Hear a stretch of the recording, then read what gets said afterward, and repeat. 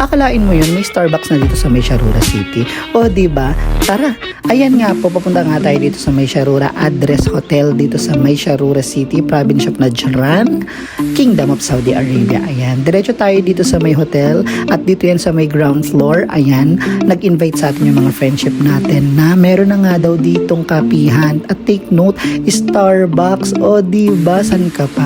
Usually yung mga kapihan dito is mga drive-thru at the same time meron ding boulevard. Maganda din doon sa may fountain. Ito nga po pala, kabubukas lamang. Together with our tropa peeps, ayan, nandito tayo ngayon sa May Sharura Address Hotel. Ayan.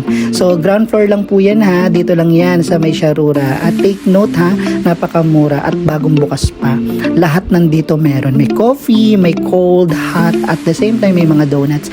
O diba, san ka pa? Meron na silang Starbucks. Nakaka-amaze. Ayan. So, ayan nga po, na-invitahan tayo ng mga friendship natin dito na magkape dahil day off nga nila.